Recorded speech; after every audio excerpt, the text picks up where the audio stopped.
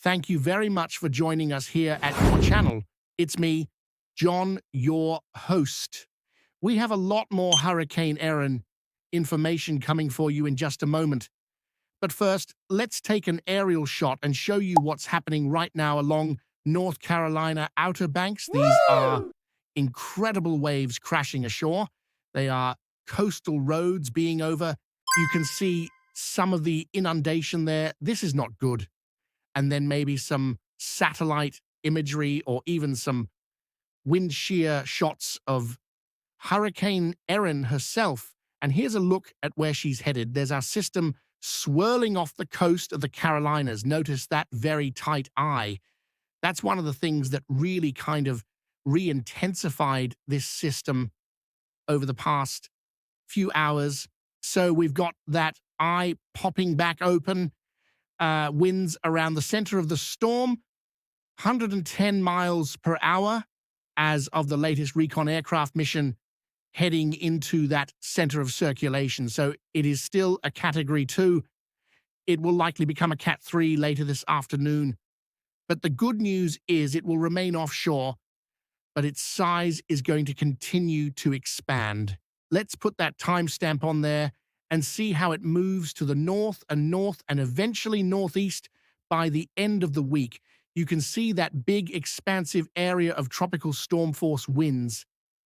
That's the purple shading. That extends out about 265 miles from the center of the storm. So a huge area already seeing those tropical storm force winds, and that is going to continue to expand as we go forward. That doesn't mean that we're necessarily going to see those winds make it all the way up to the New England coastline, but certainly the Outer Banks of North Carolina definitely feeling those tropical storm force winds.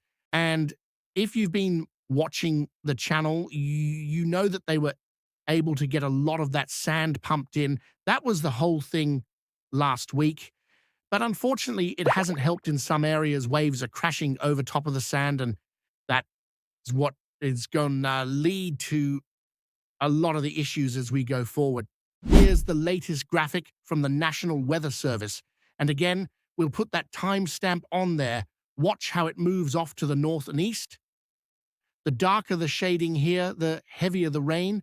And we could be talking about several inches of rain, especially across the Delmarva area, Delaware, Maryland, and Virginia.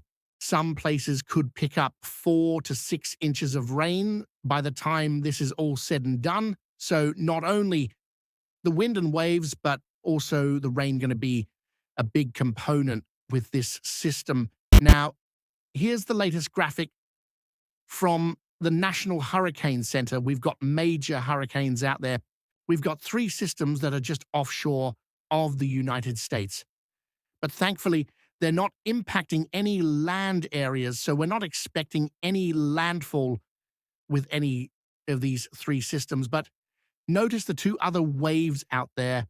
There's a 90% chance that the next wave that we see here, this is Invest 91L, there's a 90% chance within the next 2 days it becomes a tropical depression. And then there's another wave that's just off of the coast of Africa. Not expecting anything significant with that one, but certainly something to watch as we get into the latter part of August. The good news is we do have a couple weeks before we get to the peak of hurricane season, but we're getting close. And remember, warmer ocean temperatures mean more energy is available for these systems to take advantage of. So it's not uncommon to see a very active August when it comes to hurricane season. All right, here's the latest graphic showing the projected path of Hurricane Erin. Notice the National Hurricane Center is maintaining that Category 2 intensity all the way up until the end of their cone, which is about 185 miles to the west of Cape Cod. And it lifts north and eventually northeast of Bermuda by the time we get into the early morning hours on Saturday, so this is still looking pretty good. But again, it doesn't take much of a jog to the west with this storm system to bring it right towards the United States coastline, and that's why we're going to be watching this so closely over the next couple of days.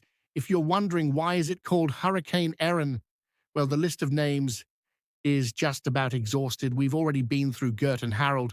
So the next name on the list would be Idalia. And I'm glad I do not have to say that name because it's very difficult to say, but that is the name that is up next. This has been a breaking news update from our channel. Make sure you continue to tune into us for the latest. We'll have continuous coverage of Hurricane Erin as well as the tropics.